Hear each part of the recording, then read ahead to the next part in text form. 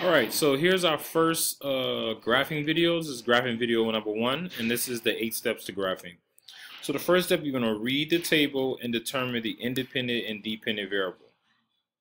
You're going to remember that the independent variable is always the x-axis, the dependent variable is always the y-axis.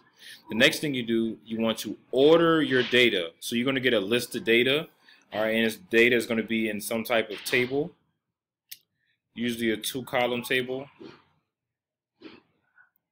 Alright, and this could be your X values and this could be your Y values. And you're going to order from highest to lowest based on the independent variable, which is your X-axis. Determine the range, your highest and lowest number subtracted by each other. 4, determine the scale and how much you count. Number 5, label. Label each axis with names and units. 6, plot data points using the order of Y pairs. 7, connect the dot. 8, create a legend and title.